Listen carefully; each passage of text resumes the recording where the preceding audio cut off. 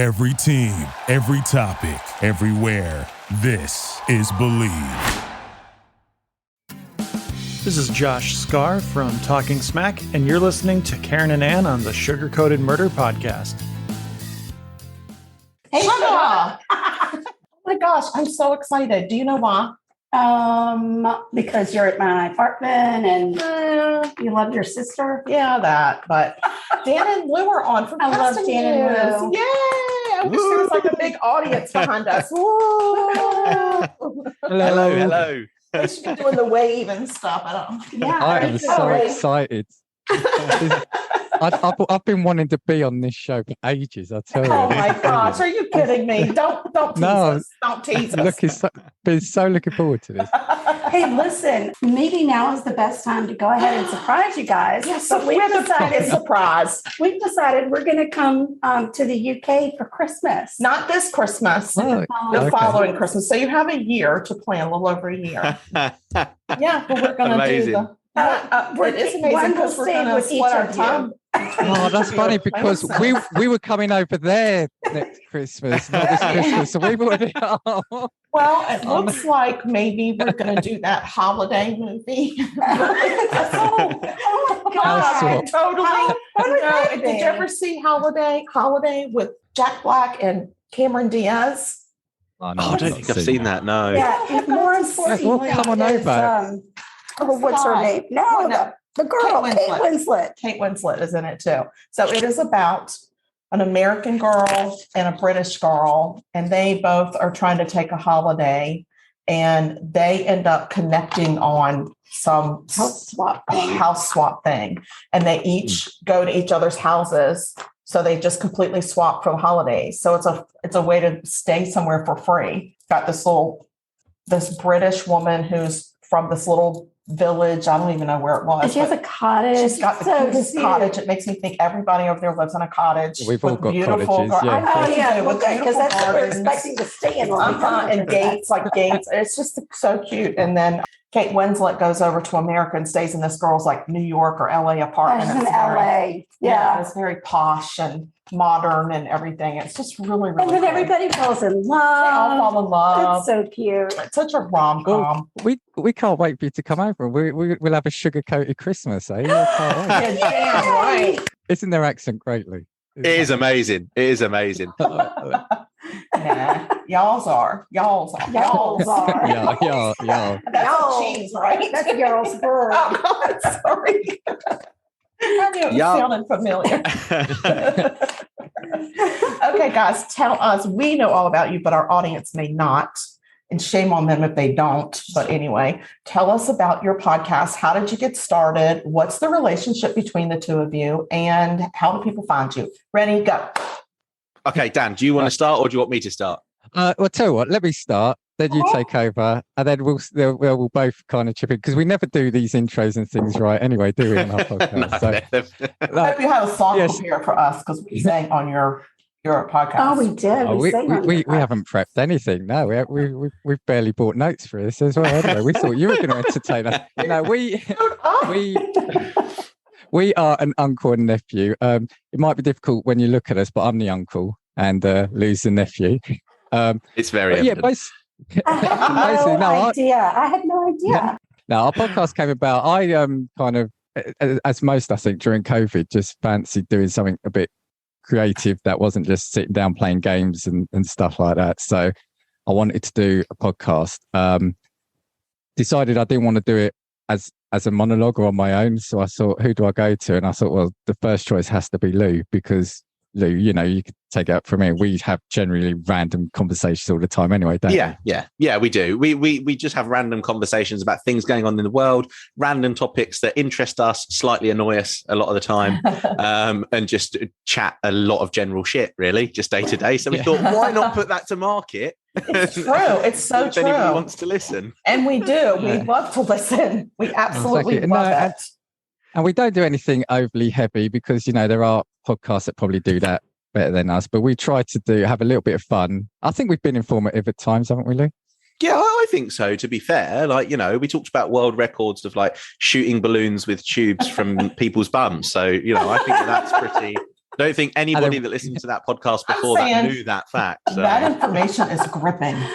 And then we've done like the, Everybody needs that info. then we've done like the dark side of social media, but so Yeah. it's all good. But I love you it. can- Y'all have talked about some really interesting topics. I love all of them. So, and I just am always very eager for the next episode to drop. So, well, I've moved my camera over a little bit because I've got my idea board here, and I didn't want any sneak previews of what's coming up. you know what? That is so rude. I want to see. After the show, Well, In now actual you're going fact, to you know have what it is? to It's like- add a sugar-coated Christmas to it. We will do. Do you know what it is? In actual fact, me and Dan basically just turn around before each week and we're just like, right, what are we going to talk about? We need something to talk about. Then we've got like a just general board of ideas. It's like, yeah, we could do something with that probably. You know what would One be of us- fun is if you each had a small whiteboard in the beginning of the podcast, you just both hold up your idea and the other one has to take the other person's idea. Oh, that's a great Oh, idea. that is a good idea. Yeah. That's a Casting little bit of- Views does improvisation. Yes, a little bit of improv. Ann and I took an improv class and we left that. I don't think the instructor's taught another one since. I don't think he has. I I'm think pretty he's sure he got out retired. of teaching the improv business. So maybe next time, maybe we'll perform for you over Christmas. I was going to say, do a repeat. Yeah, let's Yeah, do a we repeat. can. We can Oh, totally yeah, do it. no problem. Yeah, As long as you've got bourbon and Tupperware, we're in. Yeah, we drank bourbon out of Tupperware before we went in because we needed some liquid courage. Well, that's Yeah, I think we'd be all right that's with that. next episode then, Lou. Write that on your idea board. I will. Yeah, he actually has. He's legit going to have pen in hand. Like, yeah. He's going to be like, when we see his arms reaching over, like, we Dude, know what he's doing. Right. I've just written improv. We're going to do an episode on improv. There we go. Yay. How do people find you? We are at Casting Views on Twitter. You can find our podcast pretty much anywhere. I tend to like Good Pods a lot because you can leave messages. What I like about that is you can rate each episode and you can leave a message and we can then feed back on that. And I actually got the merch shop going, so I'm following hard on all of you lot in our I little know. trust, our little So group. excited about that merch shop. I'm going to be spending my paycheck. I just paid the rent, so now I can spend the rest of my paycheck in the Casting Views shop. It's just for everyone listening. It's not that expensive, but you can get things for less than a paycheck. No, I'm going to buy everything now, like one Oh, of bless you. everything. Like, is there a Bless you. Casting Views shower curtain? Oh, how fun would that Yeah, be? no, there is. I Don't actually you think think my there is. husband would love that? Yeah, your husband would love that. Here are these two That's right. blokes. Yeah, well, you could get us most places. If you can't find us somewhere, let us know and I'll try add us there. But I've actually just done a platform move as well, which has gone stunningly smoothly, which isn't good like for me. you. So that's good as well. And that's helping already. I can see the little map light up with where people are hearing us. That's So, nice. yeah, And it's here we good are in fun. South Carolina listening to you. Yeah, We yeah. I wave. see I you. wave I every see. time. I know. And when I'm listening, I'm like, here I am, guys. Well, hold on. But Lou, we had something first, didn't we? We did have something. Do you have any backing that you want to go on this? Or are we just No, going to... I don't. I think it's going to have to be a cappella. It's going to have to be a cappella. Okay. Oh. Yeah, I think so. Are we ready? Yeah. Do we We've need got to... to start this right. We've got to return. Well, I mean, go ahead. Say, oh, that's that that's kind the of after show. podcast That's the night. That's after the show. late night show. That's Yeah, that's it. that's Casting Views That's a Premium. Patreon. That is. That's on OnlyDans. Oh my God! That's Only only- Dan's. Yes, Yes. that is a brilliant idea. I'm telling you. What'd you say? What'd you say, Lou? On 3? Should we go on 3? I feel like I should probably do this though. Oh, I can't do that. I'm all tied up here. Well, actually, no, that sounds wrong. But I'm all kind of tied You're up. tied up. He's I think we tied should up. be He's doing tied to this. the chair. All Let's right. go for it. All right, go 3, 2, Whoa, 1. wait! Oh, Wait a minute! whoa, Wait a minute! Wait a minute! You Okay, I can need a better finally- countdown now. Lyrics. You ready now? Are you ready now? I'm ready now. I'm ready now. All right, 3, 2, 1. Oh, say, can you see by the dawn's early early light light what so so proudly proudly we held Wee.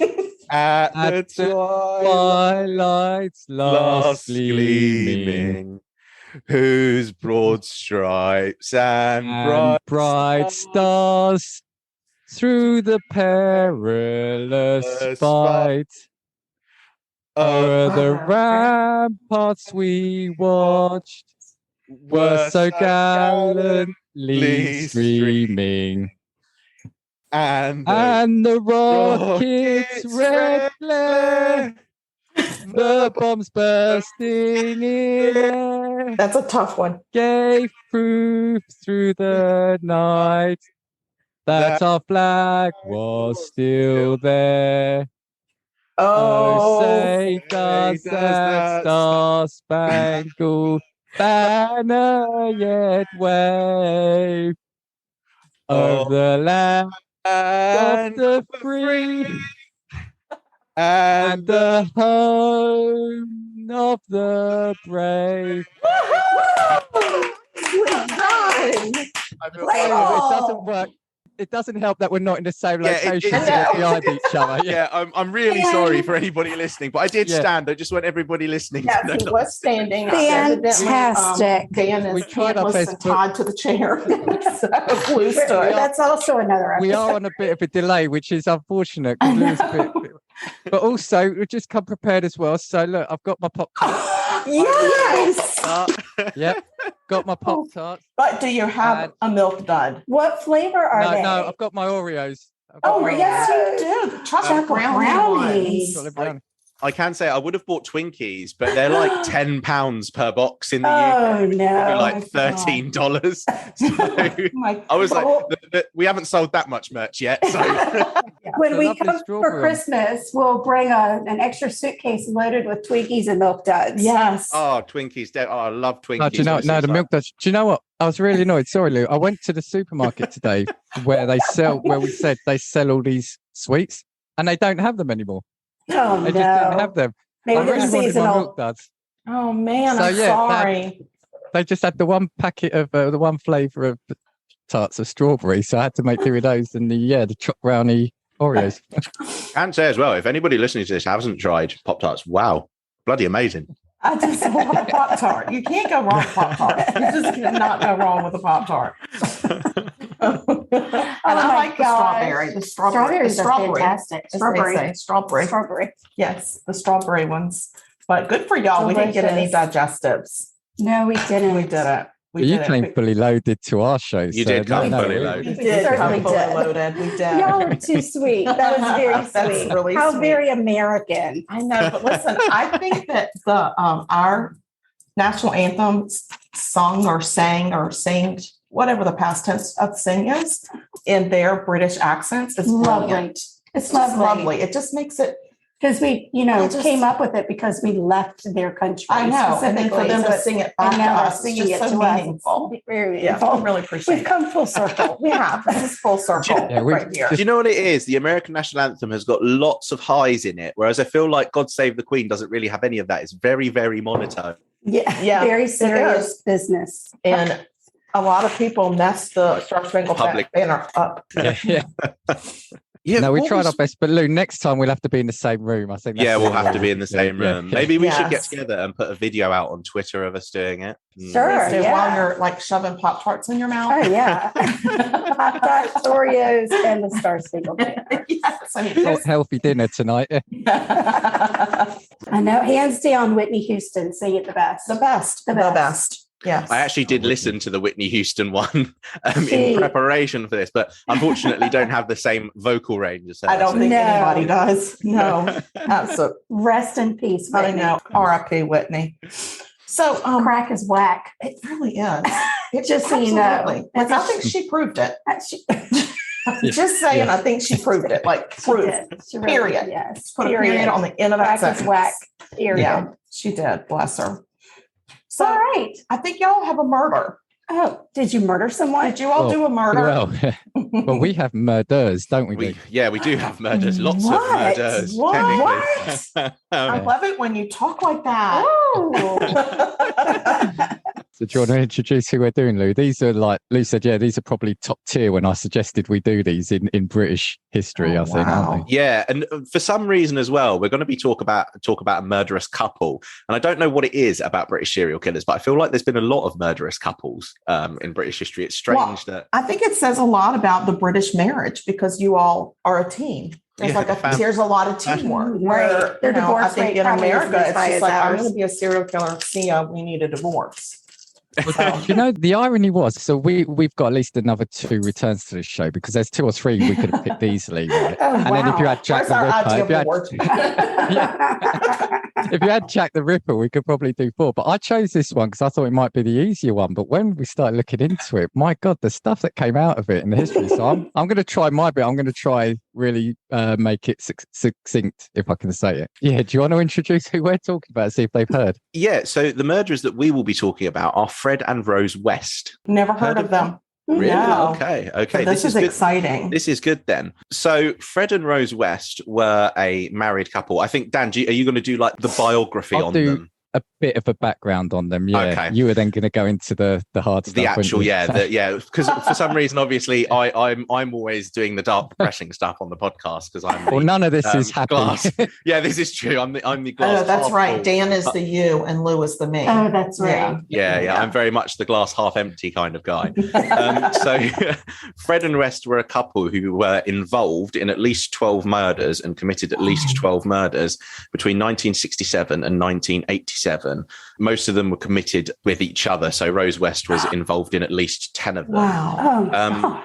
All of the victims were young women, and at least 8 of the murders basically involved their sexual gratification. So it included rape, torture, and mutilations, basically. Oh, my. They lived in a house, and subsequently, I actually think the house has been demolished now because they didn't either want it to be like some sort of shrine, or I don't think if it ever went to market, anybody would have purchased it. But yeah, so they dismembered bodies, and the bodies were typically buried in the cellar or garden of their residence. So Fred committed 2 of them. Sorry, go on, Dan. No, I was going to say, do you know what I found out though that I didn't know before? They had a neighbour. One of their neighbours then went on to be a spree killer as well, who's now serving a life sentence for the murders. Shut up. That's so Maybe it's crazy. Wow. There must be something in the water on that road. They need to rip all the water pipes out of there. Yeah, I found out as they were doing this, yeah. Where did this happen? So this was in a place called Gloucester. Seems to be a lot of stuff that happens in Gloucester. I feel like if Gloucester like a big city or something, I feel like there's a lot of stuff that goes down there. Happening in Gloucester. Yeah, so Gloucester is a city and a town in Gloucestershire, south west of England, so close to the border with Wales, basically. So tell you what, so should we go into it? So I'll give a bit of background on each one. I think Lou was then going to go into a bit about the victims and the murders, and then we might sort of jump in and out because there's, like I said, I found some fascinating stuff. But if you look at them, if you ever find a picture, they look like just a typical like couple from the 80s, don't they, or 60s or 70s. They don't look anything like you'd think they'd be like a murderous spree killing couple. But you had Fred West was born in September 1941. His mother by 1951 had given birth to 8 children, but only 6 survived. And Fred was his mother's favourite. He was a mother's boy growing up and needed his siblings for companionship. A theme with him was that classmates recall him as being scruffy, dim, and always being in trouble. And this is the thing, and there's no defense for anything, but both of these are quite damaged people from the offset. Yeah, it'll become quite apparent. Yeah, he was always in trouble, but he displayed an aptitude for like physical stuff like woodwork and artwork. He left school at 15, working on a farm. He later claimed that he'd been introduced to sex by his mum at the age of 12, in his early teens, and that his belief that incest was normal stemmed from his father's incest with his own sisters. Oh my Lord. Yeah, but Fred's younger brother has always dismissed these as fantasy. So, there's going to be a lot of hearsay. But when you hear kind of then, especially what Lou will probably go into. But by 1957, so what's that? He was 26 then. 16. He was 16 then. So Fred and his brother what kind went of math to... are they doing there across the ball? What's happening? They went to a youth club And he was aggressively going after women and girls who he objectified as sources of pleasure. If he saw one he liked, he would just go up to them and start fondling them. Oh my God. Oh my Yep. God. Yeah. And if a girl accepted his advances, she would find his performance unsatisfying, as his objective was his own gratification. Wait a minute. Who would accept an advance like that? I know. Simpler times. You had- Your hand is up on my breast. Yes, of course I'll go out with you. Could you remove your hand from my shirt, please? Oh, yeah, we'll go out. I guess it depends who he was targeting. Maybe if he was going for the simpler. My God.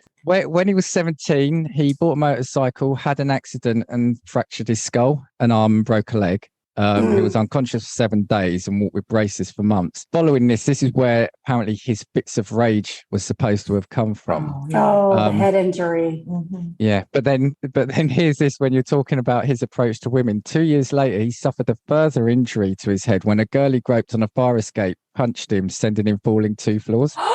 Oh my God. Oh my God. This guy. He's not even 20.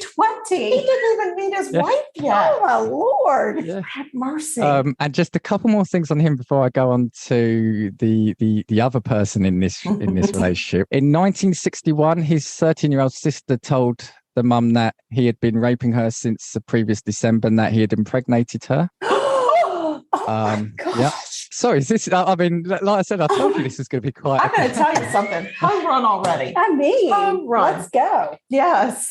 But he was freely admitting to police that he had been molesting young girls since his early teens, and he said, "Doesn't everyone do it?"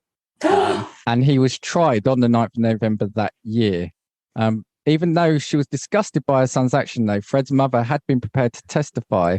But immediately prior to the scheduled testimony, she changed her mind and refused to testify, and the case collapsed. What? She wouldn't testify against him? No. Much of the family disowned him. I know, exactly. But, wait till you hear some other stuff later. But much of his family effectively disowned him. His mother banished him from the house and he moved into his aunt's house. But by mid-1962, he had reconciled with his parents. So that's just a really brief rundown on him. Oh my gosh. Yeah. Then we'll go on to Rosemary, or Rose, as she became known. So she was born in Devon. She was the 5th of 7 children born into a quite poverty-stricken family. Now, her mother, when she was pregnant, was suffering from depression and was given electroconvulsive therapy. Whoa! Yeah. Oh my God. Yeah. Oh my gosh. Who made that decision? Who thought that was okay? And again, they're saying that this is it. And they're saying this might have caused some of the prenatal injuries. Yeah, think too. so? Really? My kid came out with a head injury. Yeah. So she was quite a moody and precocious teenager, apparently, always daydreaming, performing poorly. Her parents separated when she was a teenager. She lived with her mother and attended school for 6 months before then moving in with her father at the age of 16. Her father suffered from schizophrenia, was prone to extreme violence and repeatedly sexually abused Rose and her older sister. At the onset of puberty, Rose, reportedly fascinated by her own body, would deliberately parade naked or semi-naked around the house in the presence of her younger brother. And on numerous occasions at the age of 13, she'd also creep into 9-year-old Graham's bed and molest him and her youngest brother, Gordon. Oh my God. What in God's name? What in the world? So I know this is all quite shocking. The fact that these two people found each other. Oh, it's terrible. It's the work of the devil. It is the work Well, I'm going to of go the on devil. to how they met, and then I'll probably hand over to Lou. But they met by they first met each other in 1969 after her 15th birthday, and he was 27. And they met at a bus station that they were both frequenting. She initially was repulsed by him, thought he was a tramp, but then he was throwing her so much attention that she kind of started coming round to that. She twice refused a date with him, but then eventually relented and allowed him to accompany to the house. Now, she initially worked in a bread shop, and he then asked a woman to go in and give her a gift and said that the man outside had presented the gift, which then flattered her again. And after that, that's then when they became a couple, and she would go to the caravan park where he lived. He had 2 children from another marriage, which we may come on to. I don't know what Lou's going to cover, so I haven't mentioned that yet. Is a caravan park a trailer park? Yeah. Oh, is that what it is? Oh, yeah. Okay. That's fancy. I thought it was a fair. It's not fair, no. So he... It's fine if you live at a fair. It's fine. Yeah, he had 2 children already, 2 daughters, which we'll come on to later. Wait. She noted that they looked neglected, and she initially treated them with love. But within weeks of her first meeting, she left her job at the bread shop to become a full-time nanny to his children. Basically, he was then to give her money so she could give to her parents so she could pretend she was still working at that shop. Oh. Several months later, she introduced him to her family, who naturally were aghast at the daughter's choice of partner. They initially pegged him as arrogant and a pathological liar. And the father basically said, I don't want you with him, and started threatening to call social services if he continued. Wow. Yeah. So they forbade him to see her, but obviously she was a 15-year-old kid and defied the parents. So what they then started happening, they started hearing rumors that she'd begun to engage in prostitution at the caravan. So she was then placed in a home for troubled teenagers and could only leave under certain conditions. Wow. So where are we? Wow. Like when your 26-year-old lover checks you out. Oh, that is so gross. Then what it was on, I think it was when she was 16 or 17, she was pregnant. And so they put her into care again, saying that on the understanding that she would terminate the pregnancy, return to her family, but she didn't. She went back to live with Fred. And then the father obviously forbade her to ever go back to him again. But the rumor here, or the thing that's never been, I think, fully cleared up, is she gave birth to a daughter. So again, it's just another daughter for them. Oh, wow.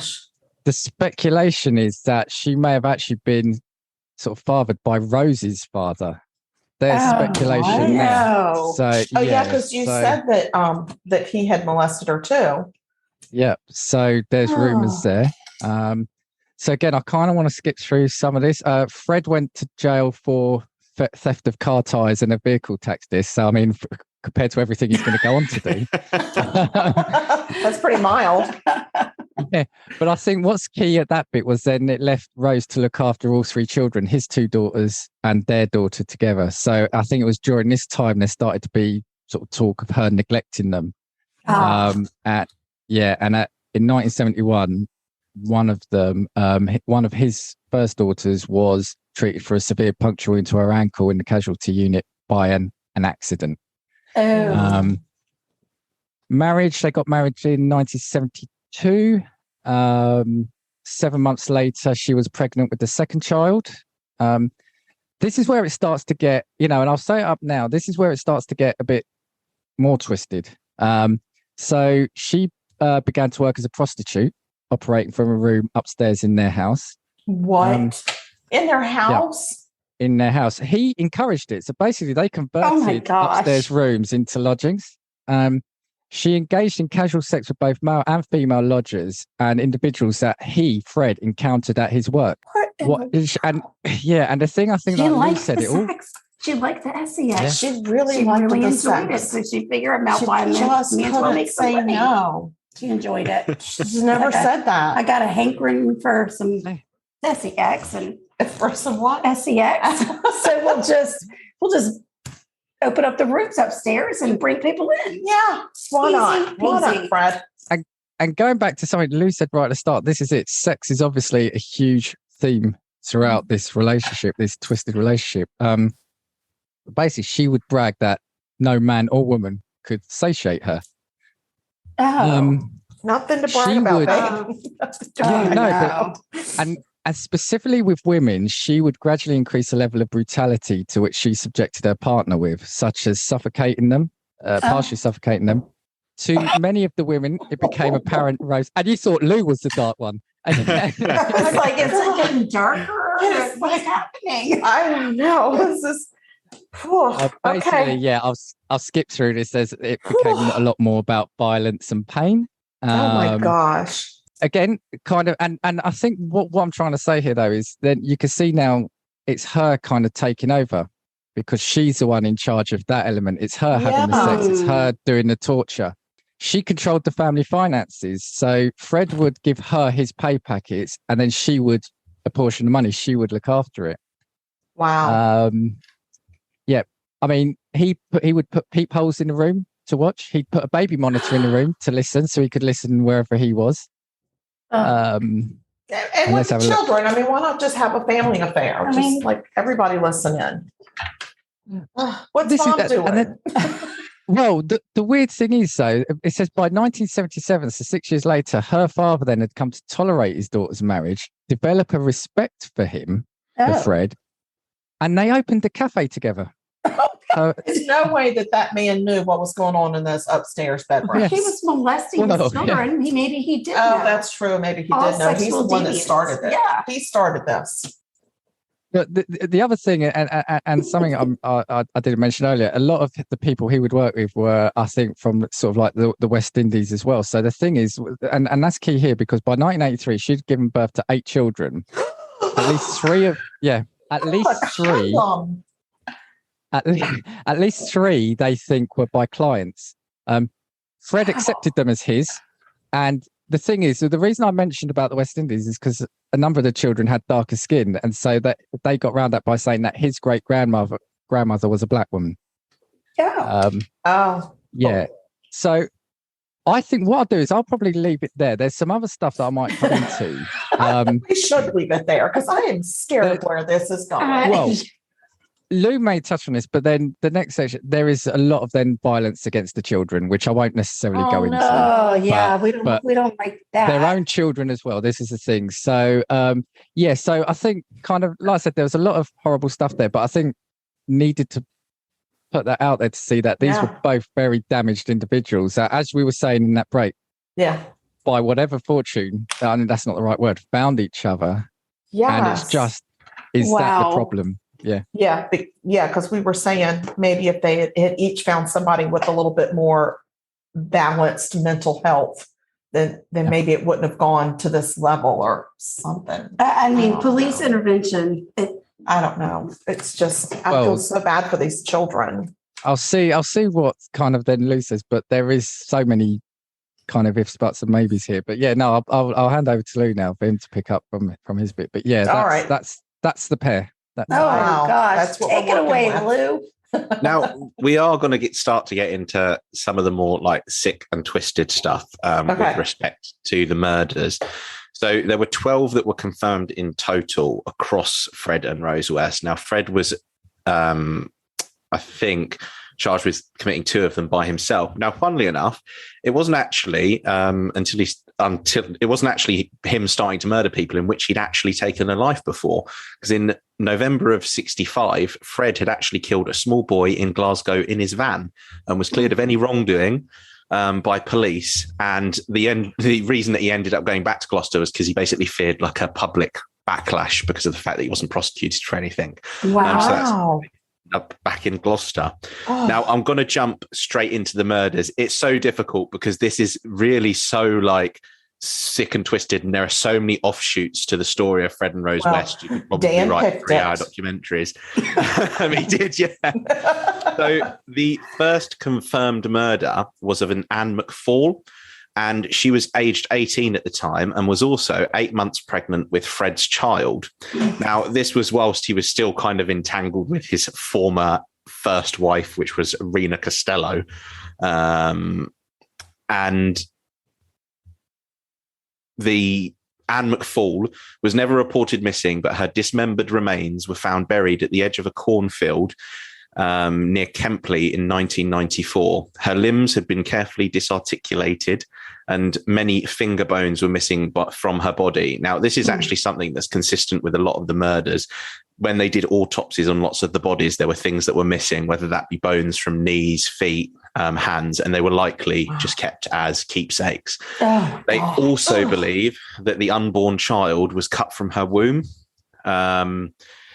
He'd denied that he killed Anne McFall initially, but had basically admitted to stabbing her to death following an argument. However, it's believed that he still tortured her because her wrists were found with sections of dressing gown cord wrapped around them, basically suggesting that she'd been restrained prior to her murder. And that was the first one that he committed in 67 by himself. Following this, his wife, or his previous partner, Rena Costello, actually went to return to live with Fred. So this talks about the caravan park, which Dan touched on. And there was actually a separate murder in 1968. Now, Fred was actually never charged with this murder. It was the murder of a Mary Balsam, and she was a waitress at a cafe. Now, Fred was frequent to the cafe, and so as such, he was immediately suspected. And he actually confessed to killing her after raping her in his car. Now, police were basically unable to charge him because they had no evidence, and her body was still never found to this day. Oh, gosh. Yeah. Wow. Relatively sick. Now, whilst Fred was in prison for stealing tires from cars, funnily enough, of all the things that he could have gone to prison for, the first murder committed by Rose West, I think, is probably one of the most disturbing ones. And the victim was Charmaine West, who was Fred's stepdaughter. Oh, no. So this was just before Fred's prison release, and she actually took the three children to visit Fred, and it's believed that shortly afterwards she was killed by Rose. Now, there's lots of elements of like jealousy and the child being like a naughty child and like talking back and that sort of thing. Really, really strange. And sorry, there's just so much to go through. So yeah, there were all of the forensics basically identified that she died prior to Fred's release from prison, because it's strange. Dan will probably go on to talk about it, and I'll probably jump in with it as well, about how there was kind of a flip-flop between who was responsible for murders. So there was a lot of Rose pinning it on Fred, then Fred pinning it on Rose, then separately admitting that he'd committed murders as well. It was all very, very strange. Now, the next murder was a murder of Rena Costello, who again was the partner. So this was first wife. So this was Fred's first wife, and she had basically gone to inquire with the family about basically the welfare of her children because they were left with the Wests. She was believed to have been murdered by strangulation in the back seat of Fred's car, and was likely drunk when it happened. Her body was discovered with a short length of metal tubing found with her remains, basically opening up the possibility that she'd been restrained and subjected to a sexual assault prior to her murder. She was extensively dismembered. Now, in terms of the actual detail, you can go and look it up, but it's probably too much to kind of recite here because it's relatively graphic.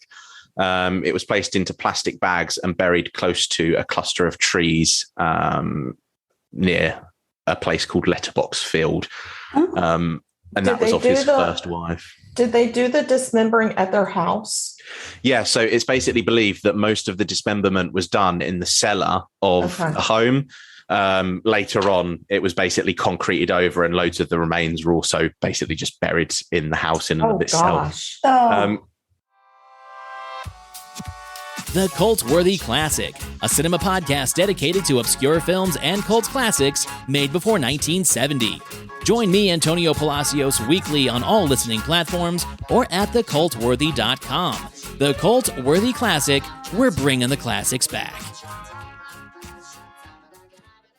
Yeah, it's actually, again, like Dan said, particularly disturbing. It's really, really quite awful. Now, 1973, this is believed to have been the first sexually motivated killing that they committed together.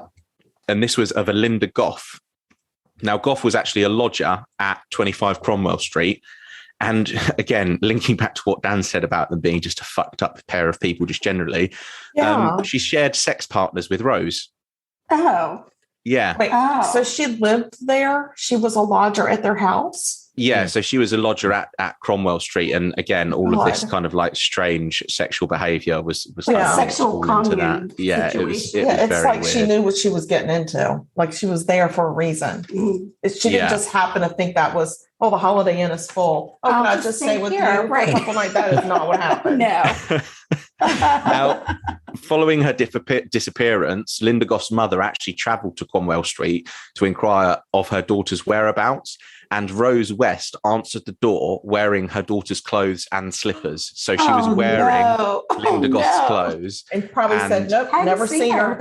Yeah, honestly, I know. It literally, It can, and you know what, as well, you go on to look at the rest of the murders and wonder how they didn't manage to get caught. It was really strange. But even the instances of sexual assault that were committed separately, it was a lot of a case that the women were either afraid to fully go to the police to basically admit what had happened pretty much to them.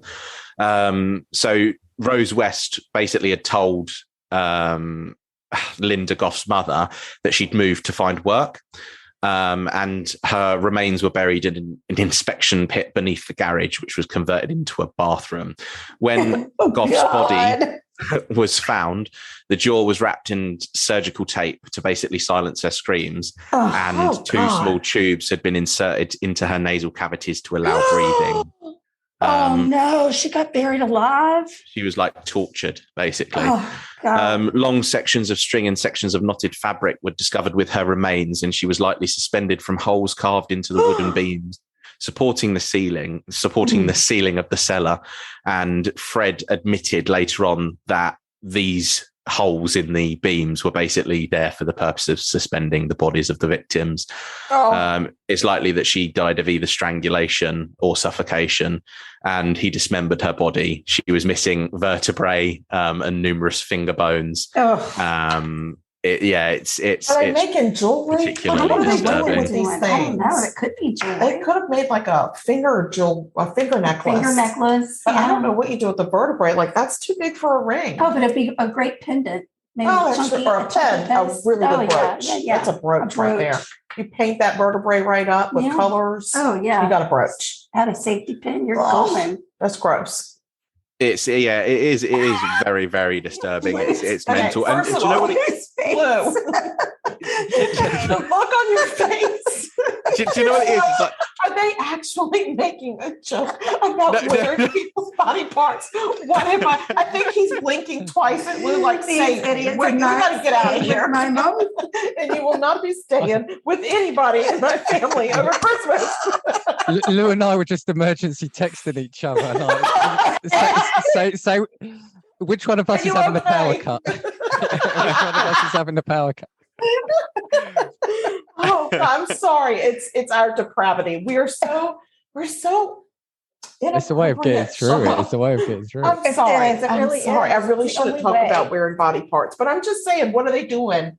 What are they doing? This is the thing. I've never understood the whole serial killer keeping like body parts thing, and it's weird as well because it just makes you realize like how twisted a person's mind actually is. Because twisted. that's literally like trophy killing, isn't it? I just wonder if it's a power thing. It's still do you keep it in a cigar box on your dresser? No, I don't know. Where do you put these things?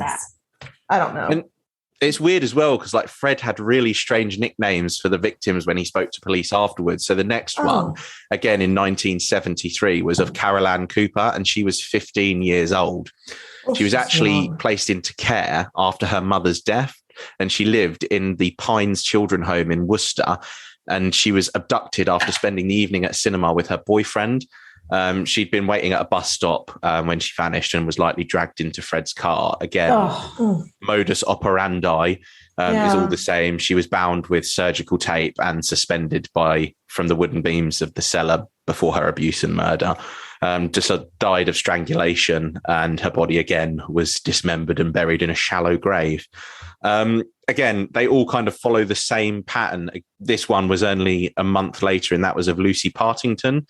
She was an Exeter University student and abducted again from a bus stop, and her disappearance and death may have come within a week of each other. And this is because Fred West had admitted himself into a hospital in Gloucester with a laceration of his right hand, possibly sustained as he dismembered her body. And her body was again discovered in the Cromwell Street cellar.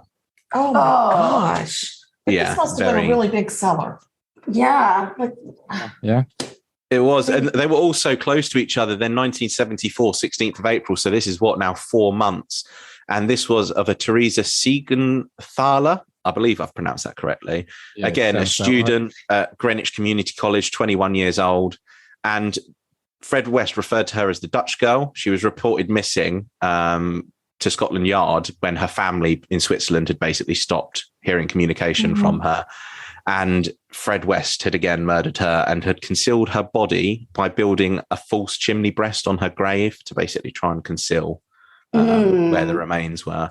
It was all very quick. Again, 15th of November was Shirley Hubbard. And again, lots of children. So again, Shirley Hubbard was 15 and was abducted again by a bus stop close to the River Severn. Why is nobody paying attention to these people being abducted at the bus stops? Right. What? Nobody's paying attention. They're like one after the other. I know. Because, I mean, when you look at it, I think 3 of these already have all been from bus stops and have all been of young girls. It's very strange that there was no...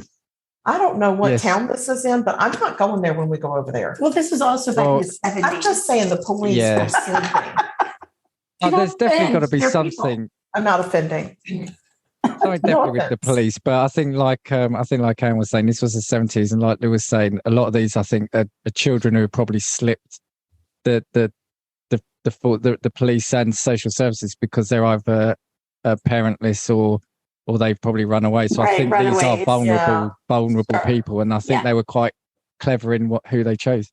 They definitely had a type that they were maniacal. Yeah, very much so. And Shirley Hubbard, again, had completely covered in tape when they found her body with a 1/8 of an inch diameter rubber tube inserted 3 inches into her nasal cavity to enable her to breathe.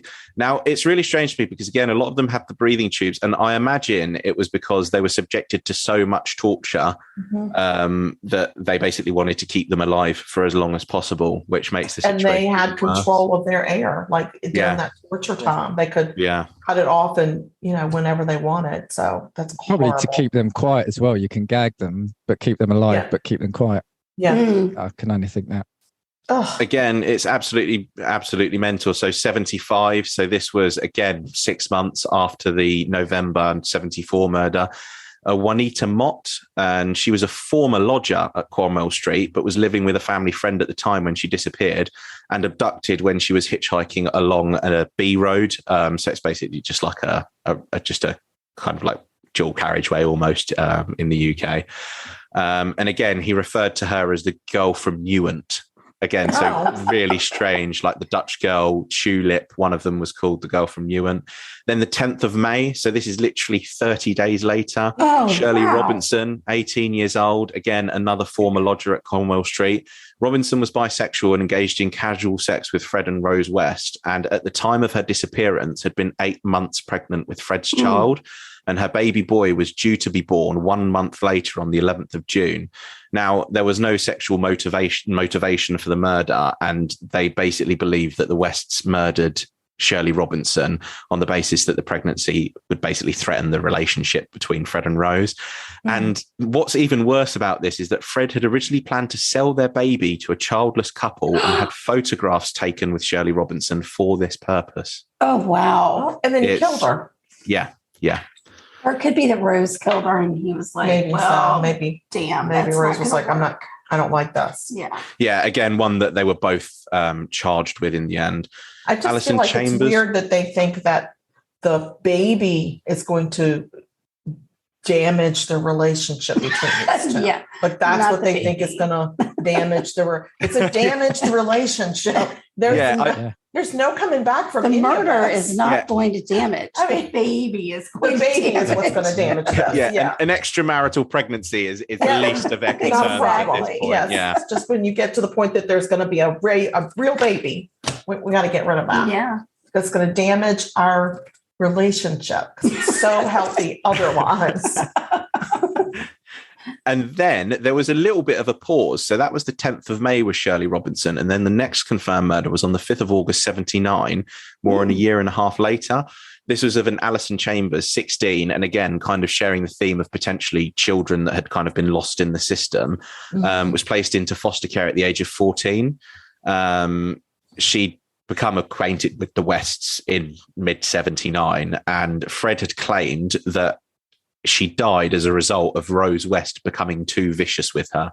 Her body was found dismembered, missing bones, with the leather belt looped underneath her jaw and tied at the top to basically keep her mouth shut. Gosh. And again, was buried in the garden of Cromwell Street. And it was the final murder where there was basically a definite sexual motive. So again, the thing that's consistent with all of the previous murders is that they were all bound, tied up in the cellar, and Fred and Rose West did anything that they wanted to do, basically.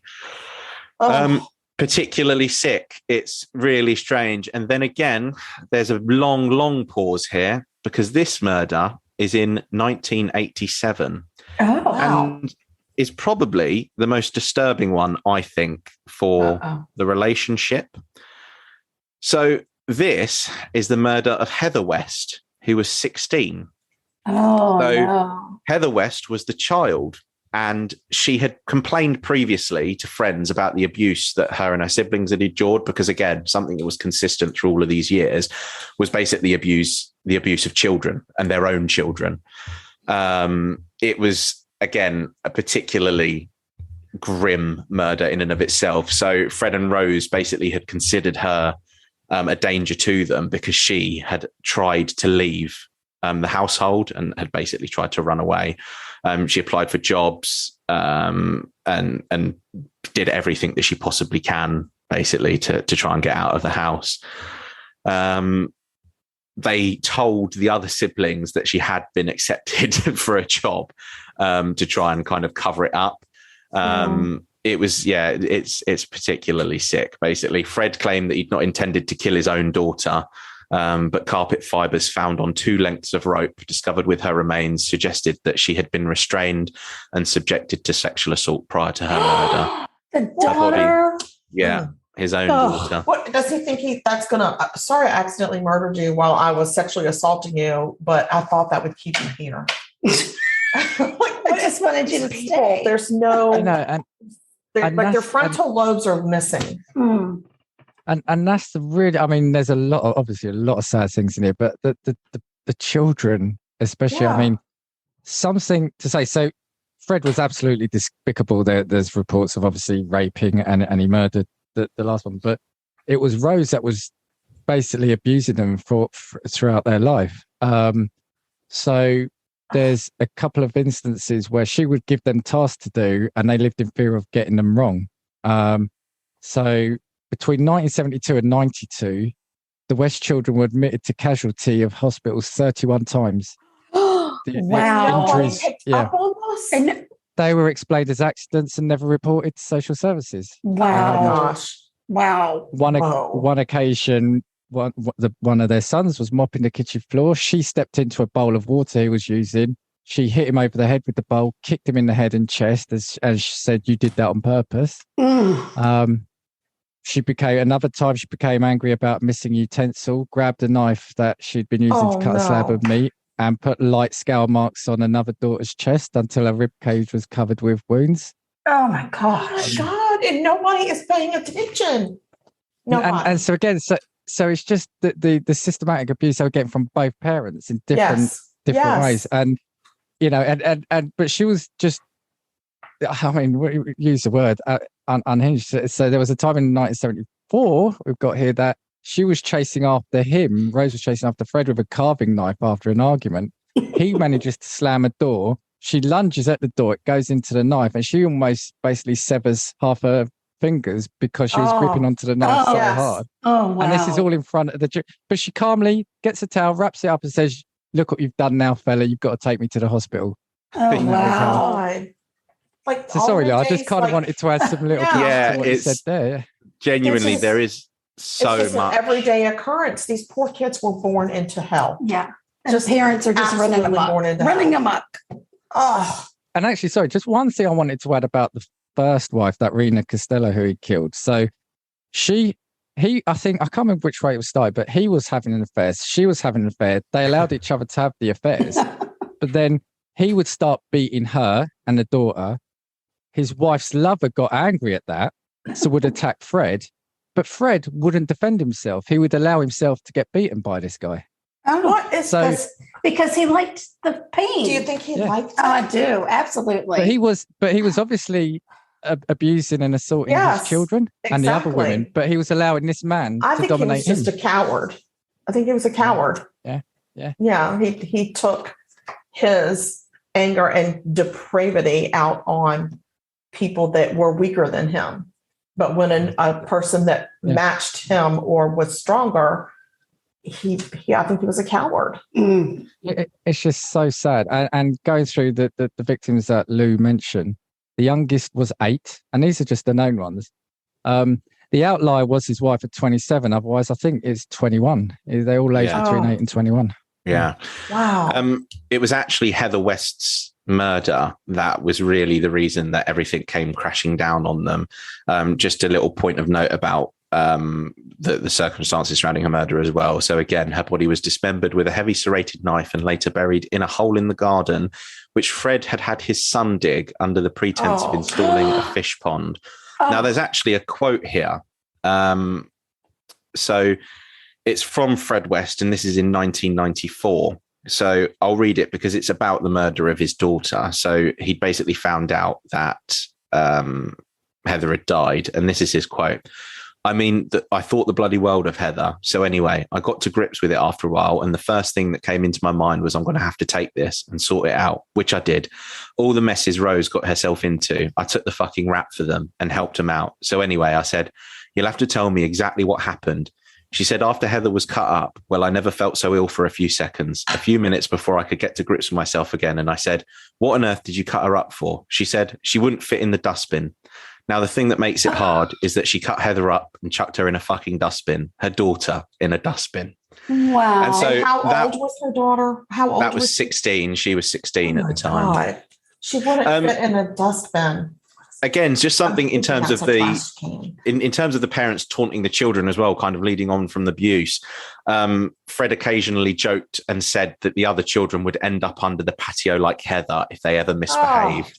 That is unbelievable, isn't it? Unbelievable. Yes. And then, again, just before we go on to kind of the afters and the arrests and that sort of thing, there are actually numerous rapes of Fred's 13-year-old daughter to Louise. So she was raped at least on 3 occasions, and Rose personally witnessed one of the rapes. And she told her daughter, well, what did you expect? You were asking for it. Oh, Lord. But I don't know where these people are, but I really hope that they're hanging from a tree somewhere. Me too. Well, just saying. We'll get to that. But just to tie a couple of things up that Lou said there. So basically, the last couple of things he said is what was the beginning of the end for them. So they murdered their daughter Heather in 87. Then in 92, he was accused of raping his 13-year-old daughter, as Lou said, 3 times. They were arrested for that, or Rose was arrested for child cruelty. He was arrested for rape.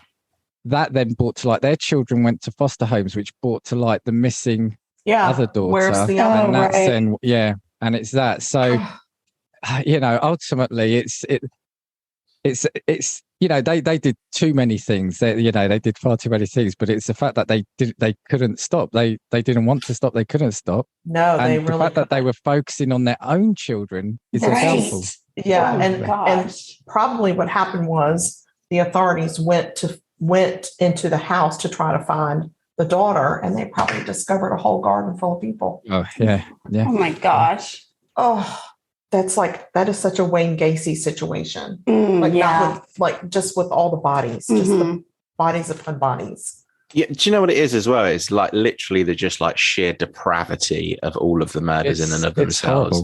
Is the most horrific thing. Are really, really. I understand they were damaged as children, but there is no damage that can ever excuse what they did as adults. No. And they really are like the lowest of human form that I've ever heard of. Yeah.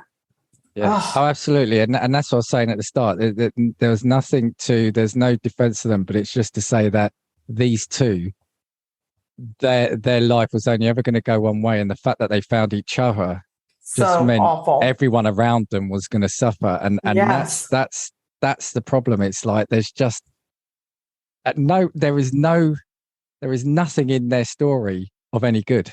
There is no redeeming qualities about them at all. No. From the start when she was a youngster, abusing her brother. Yeah. So just even the parents, we don't even know the full story of say her parents, right? And what maybe they should have been put away for potentially. Right. Nasty. Oh, they are very they sick. Really are disgusting. Well, you really brought a doozy with you. Well, Lou, did you have anything about what what ended up with them? Or... Yeah, do you want to lead on to what happened with them? Because I've got a little bit. Well, I mean, do you want to do a bit on Fred if you've got a bit on Fred? No, you got it. I've just got the general incarceration and what happened. But okay, right. So again, basically, just to cut a long story short, because this has been a relatively long story. So the murder of Heather West basically sparked investigations from the police, long story short, and they had searched the West household on the pretext of searching for stolen property. They actually found lots of pornographic videos, both homemade and commercial. And they actually, it was one of Fred West's rapes of his daughter Louise was actually filmed. However, the police never found the video of it.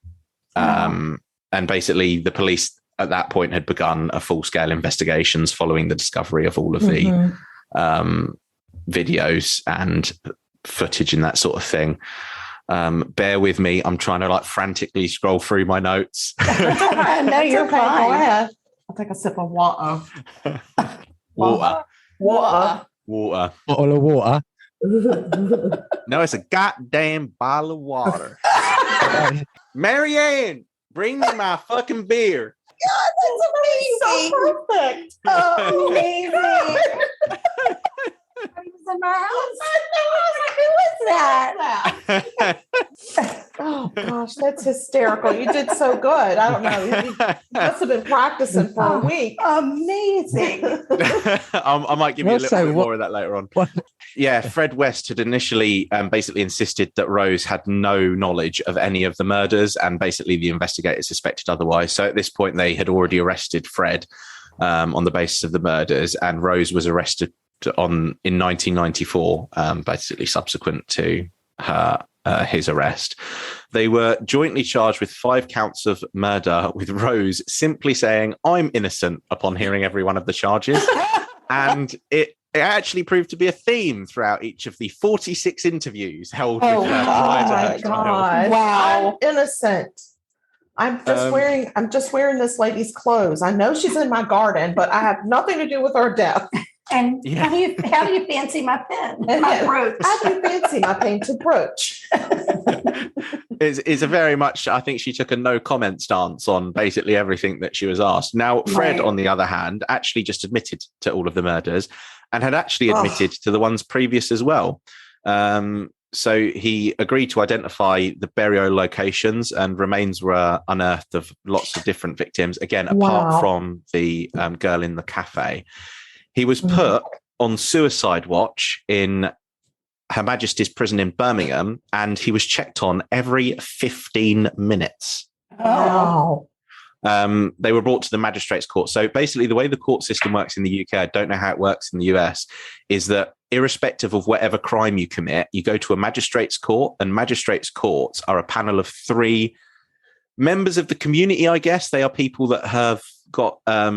are usually retired, and basically they decide whether or not the case needs to go to a higher level court. So they're basically just there to decide whether or not it's within their remit. So magistrates will basically just turn around and say, yeah, this is something we can't deal with. It needs to go to the Crown Court, and the Crown Court are then the ones with a judge and jury.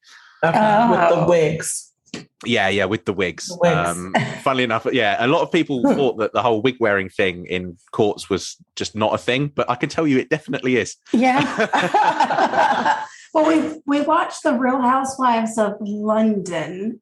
We did. And one of them was an attorney, a barrister. And she did wear the wig. The Real Housewives of London. We get of Orange County and stuff like that over there. There here. was, I think, just 1 or 2 seasons. It was not very long. It wasn't a long season, but there was a Real Housewives of...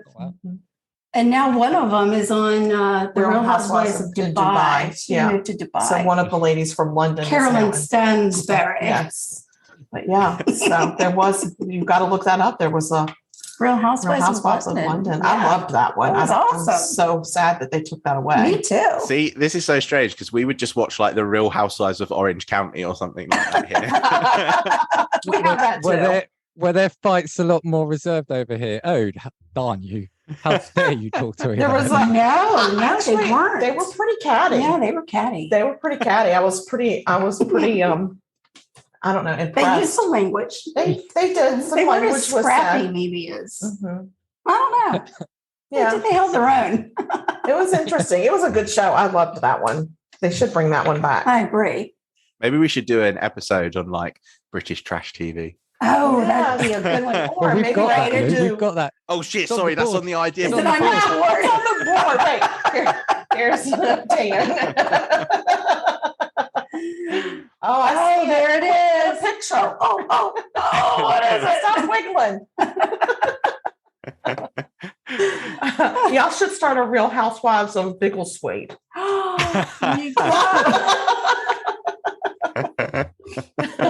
And y'all can be the housewives. Patreon. Yeah, exactly. That's Casting Views Premium, that is. That would be premium. They were both charged. So he was actually charged with all 12 murders and she was charged with 9. Now, since both of their arrests, it was actually the first time they'd seen each other in court, and Rose West actively ignored her husband in court. Now, Fred West actually took this in a rather bad way. He became particularly depressed. And what he did is he retracted all of his previous statements and confessions and insisted that his wife was basically completely culpable for all of them.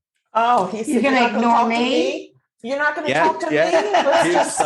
Let's just go. He was like, yeah, bitch. Yeah, you're that's right. The cold shoulder in court. He was like, yeah, I'm gonna dump all this on you. Yeah. But that's the thing. Everything that they did together, all the nasty stuff they did, and her blanking him, is all it took for him to act like a child. Exactly. Right. You know. Yeah. Well, I think I really think it's because a lot of this he did. I'm not saying he is not culpable in this, but I feel like, just like y'all said in the beginning, she was the leader of this. Like, I think that he enjoyed it. Yeah. I think he enjoyed it. He took part in it, full-heartedly. But I think that I think a lot of these really depraved things were coming from her.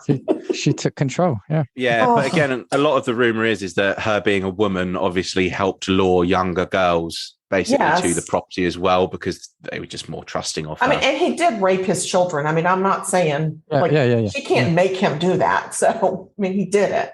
But I just feel like that a lot of this was her. Yeah. And he actually ended up blaming the murder of Anne McFall, which was the one that he was having an affair with and had a child with. And he claimed that murder, he didn't blame that on Rose. He said that murder had been committed by his first wife, Rena Costello. Oh no. May as well bring her in. Oh. He was just he was like, you know, while I'm coming for all of them, fuck my ex-wife as well. Right. I got beef with her too. On that, something I forgot to say, that McFall, though, she was, I think, a friend of the family's nanny. So they were all linked still. Oh, God. So she was the dead ex-wife. This girl was a friend of her family's nanny. So it was all... Oh, my gosh. Yeah. Tentacles everywhere. Tentacles, yes. Yeah. Oh. Now... On the dawn of the new year, you would expect that this would be a particularly fun time for most people, but not for Fred West, because on the 1st of January 1995, prior to ever going to trial, he was found hung in his prison cell after his suicide watch was relaxed. He basically committed a suicide by, like tension? So he's basically tied sheets around his neck, tied it to like a door handle, and then just got on his knees and strangled himself. Yeah. Which is actually, I would imagine, a particularly difficult thing to do. And he did actually have a suicide note, which he wrote. And it was again really strange. So I'll read you his suicide note because it's here. To Rose West, Steve, and May. Well, Rose, it's your birthday on the 29th of November, 1994, and you will be 41 and still beautiful and still lovely, and I love you. We will always be in love. The most wonderful thing in my life was when I met you. Our love is special to us. So, love, keep your promises to me. You know what they are. When we are put together forever and ever is up to you. We loved Heather, both of us. I would love Charmaine to be with Heather and Rena. You will always be Mrs. West all over the world. That is important to me and you. I haven't got you a present, but all I have is my life, and I will give it to you, my darling. When you're ready come to me. I'll be waiting for you. And if you read that in any other context, that'd be some sort of like emotional note. But you know what? Fuck this guy. Fuck this guy. And you know what? Do you know what's a shame is the fact that he never got to trial for anything that he ever did. No, and that's the thing that really took the coward's way out. Now I've got the final notes on her, Lou. You all right if I? Yeah, go for it. Oh, good. But just to say, that really pisses me off about him taking his own life, because it really was everything he's put those people through. Because I'm sure it's the same in the States. If he'd have ended up in a proper prison here, he would have had some justice in there. Let's say. Yes, he would have. Yes, definitely. Yeah. Although some people would disagree with that, but anyway. So ultimately, in the trial for her, she pleaded not guilty to 10 charges of murder. So basically, as you were saying, the murder of one of his stepdaughters was added to the original 9 after Fred's suicide, and 2 counts of rape and indecent assault of young girls have been dropped off for a review later on. Though her counsel conceded that circumstantial evidence indicated Rose's willingness to subject young girls to sadistic physical and sexual abuse. Her trial at Winchester Crown Court began on the 3rd of October with the jury, and an important decision by the judge was to admit testimony related to the sexual assault of 3 women by Fred and Rose. Now, after 7 weeks of evidence, the judge instructed a jury that emphasizing that circumstantial evidence can be sufficient for the finding of guilt, and that if 2 people take part in a murder, the law considers them equally guilty, regardless of which of them did the deed. On the 21st and 22nd of November, the jury returned unanimous guilty verdicts for all 10 murders. Terming her crimes appalling and depraved, Mr. Justice Mantle sentenced Rose to life imprisonment, emphasizing that she should never be paroled. Now, over here, life generally doesn't mean life. It's like 20 years, isn't it, Lou? 25 years? Yeah, so depending on the offence, it's usually 25 years, but it always comes on the basis that at some point you'll be eligible for like a parole review. But here they later decided that she should spend at least 25 years in prison. But then in 1997, the Home Secretary at the time subjected Rose to a whole life tariff, which was only the second instance of a whole life tariff imposed on a woman in modern times. Now, that other woman is probably someone else we could bring to another episode future. Myra Hindley. Yeah. Oh. I don't know if you've heard of Ian Brady and Myra Hindley, but they were another couple, but we won't say anything more about them. Let's not say any more because we'll bring you back on Valentine's Day for that one. All I would say, what I would say about that, I mean, she's obviously then made many appeals, but they refused to even consider her application. Yeah. But then in 2001, she then announced her intention not to appeal, but still maintaining her innocence. Now, the final note I've got on this is that apparently in a 2020 documentary, they did a program on both her and Rose West and this Myra Hindley, who was also in prison. Apparently, they grew close in jail, bonding over their crimes, had an affair, but then they cooled off as they became rivals to be top prison royalty. I mean, it's just, you couldn't make this stuff up. Oh my God! No. Wow. So that's the story of them now. And as I said, what does a killer look like? But when you hear everything they were doing and how these people were falling for them, if you look at them, they would just be like a couple in a 70s photo. It just looked like somebody's aunt and uncle. Yeah, it's crazy. Can I actually just say as well about Rose West, at one point, she actually tried to claim like a mistrial almost, because she basically said that the reports of the murders had been reported so heavily in the media that she would never get a fair trial, and the UK justice system basically said, "Go fuck yourself. We don't care. Yeah, we don't care. We don't care." And and the significance of the whole life order. Now, whole life orders aren't really a thing properly in the United Kingdom. So again, life doesn't really mean life. Whole life orders, I actually think that currently there's probably only about 65, 70 prisoners in the UK that are on whole life orders. And that's because they needed to be given, or they used to be, the courts can do it now. They used to be given only by the Home Secretary. And basically the Home Secretary is like the highest office in the land for basically all home affairs.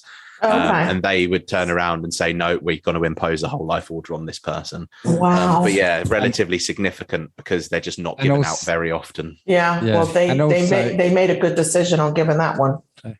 And also, if we don't have life sentences, if she got 10 life sentences, they'd be served concurrently. Whereas in the state, I think they're added on, aren't they? you Not would say? necessarily. We have had a lot of instances where they're yeah. concurrent, and it drives me insane. It drives me crazy. I always thought it wasn't. I always thought it was. No. It was summed up.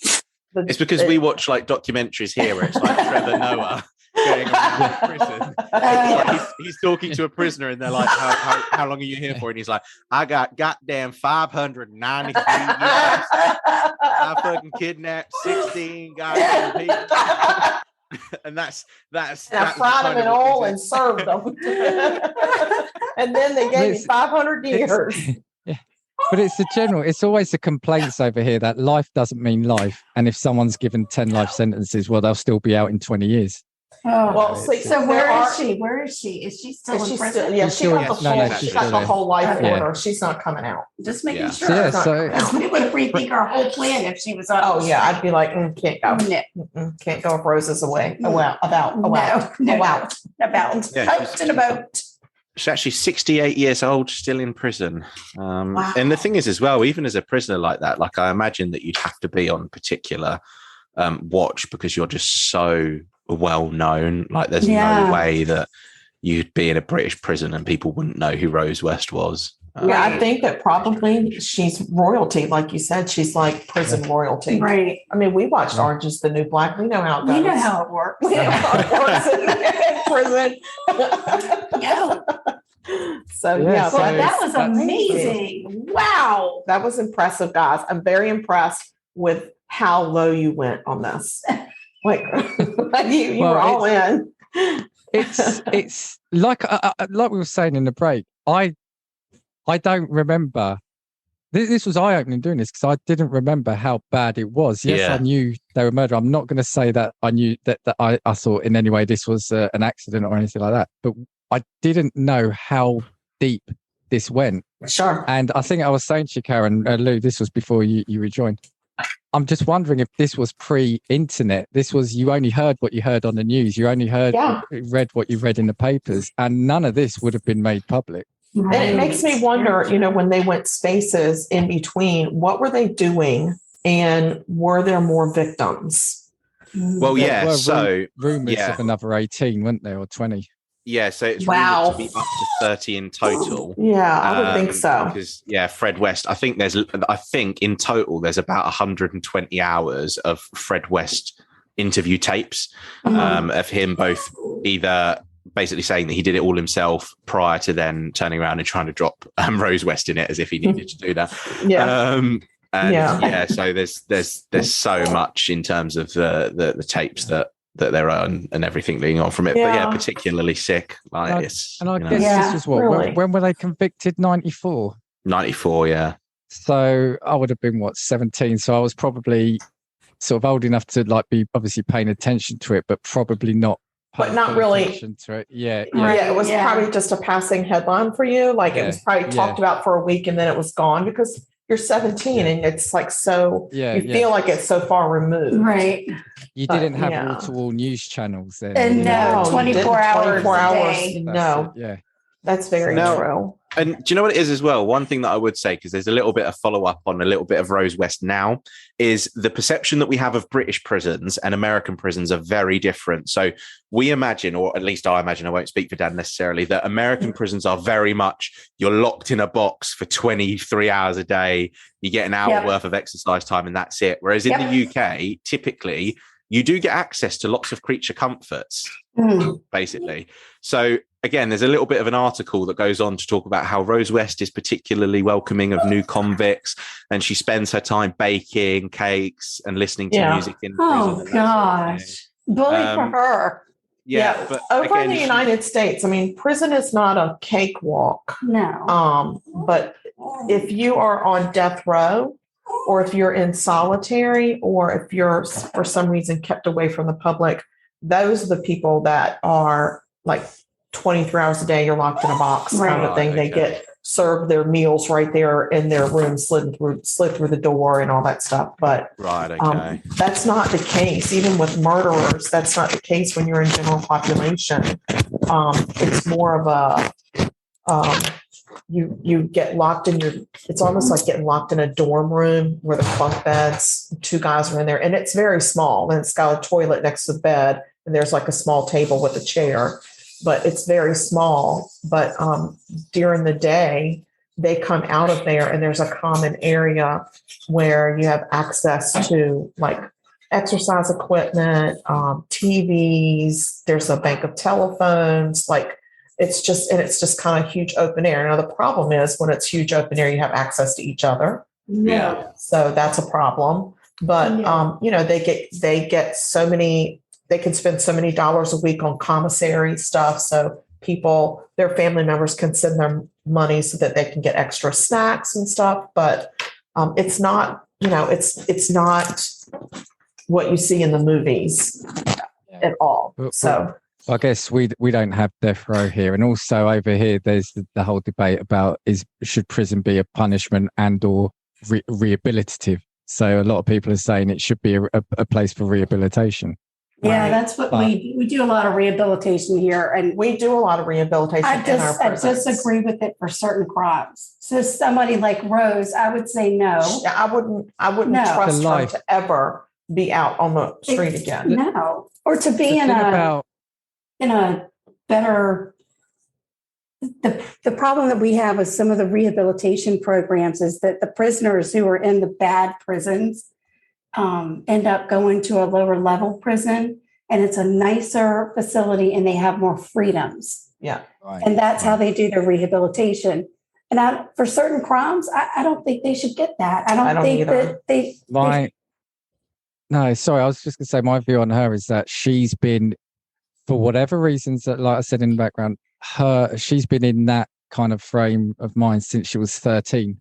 Yeah. It's programmed in. Lived that life. Yeah. Right. So, and then the first thing she did when she's in prison is apparently have a relationship with she hooked up with another broad. With the other mass murderer of like female mass murderer in the UK. Gosh. So it's a mindset there is, Yeah. I mean, our prisoners have access to education. That's one thing they have. Some of them come out with bachelor's degrees. Yeah. Oh, wow. And it's, that doesn't cost them any money. It costs them $0. Meanwhile, the rest of us are, going into forever debt. Trying to get an education. Debt that will follow you until the day you die. Yep. To get an education. It's crazy. So, I mean, I see good in it and I see bad in it because I just think that when you have a serial killer or somebody whose crimes have been so low and depraved, I don't think that they should get a chance to be rehabilitated. Yeah. Or rehabilitate the hell out of them, but just don't let them out. Rehabilitate them, but don't put them on the other side of the wall. No. Do you know what it is as well? Is I feel like there are some offences that are just things that can't be rehabilitated. So I think for the most part, most people commit crime out of either like necessity. So it's like, thefts and robberies.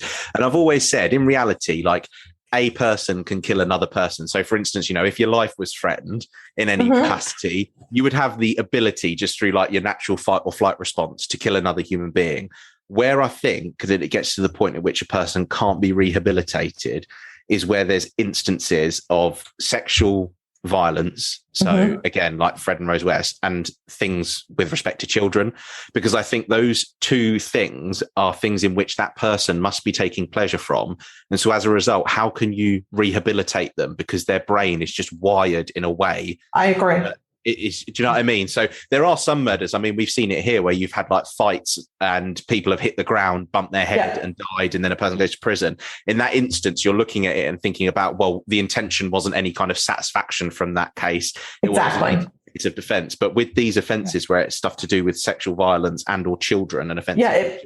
Then you're right. That's coming from a pleasure place. And I just don't think that you should even have the opportunity to, while they're in prison, if you want to get that cleaned up, that's fine. I just don't think that they should ever be outside. I agree. Of the prison. And that's the thing. And I was just going to say, kind of, Lou, you're always, in my mind there. The thing is, a murder, potentially two murders, you might be able to try and get out of. But we're talking about 30. Exactly. It's a way of life. Also the torture and the games. This was a game to them. Yes. And thirdly, killing children, and they went after the most vulnerable people. Yeah.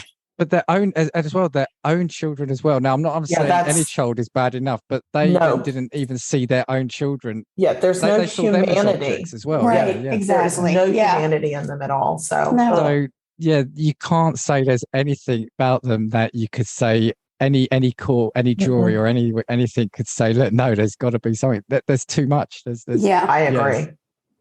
That was a doozy. Yeah. Wow. Let's just take a breath, everybody. Wow, we're okay. Have to we're burn fine. some sage. We're okay. We're good. But I do also want to say sorry that there was some bad language there, and I want to say sorry to your mama. Oh my God! Yeah, I'm so sorry. Yeah. You can bleep that or like put like a. So, it's not anything to do with Karen and Ann. It's Lou and I. Thank you so much for taking that. Oh, she's gonna love it. She's gonna love that. We're Brits. We've got terrible mouths. It's awful. And aim any bad messages at Lou, though. Care of Lou. Care of Lou. Yes. Yeah, we apologise now. We should have said it at the start. But no, do you know what it is, though? Do you know what it is? I think that swearing just accentuates a sentence sometimes. Sometimes it's like it does. It just adds a little bit of a punch to what you're trying to say. It wasn't just the swearing, no. It was some of the twisted things we were saying. Okay, yeah. Oh, sorry. Oh, maybe. Yeah. Okay, never mind. Yeah. Yeah. Well, sometimes when you're reading this stuff, you swear because it's so awful. You have to let it out. Yeah. My partner, I was going, oh my God. She would say, what? I said, did you know what they did? And I was telling her. And then the first thing she said was what you said in the break. How did they end up together? It was like, how gosh, it's like something went bad in the universe. Yeah. There's a hole, a nick somewhere. Somebody sprayed hairspray and things went bad. Somebody had some bad juju. That was so bad. Do you have a murder? I have a murder. Hey y'all, you're going to have to stay tuned for part 2 of this incredible episode with our friends Dan and Lou from Casting Views. Stay tuned. This has been Sugar Coated Murder Podcast, a deliciously entertaining true crime podcast. Like what you heard? You can always explore past episodes by visiting sugarcoatedpod.com. Don't forget to like our Facebook fan page and share with friends.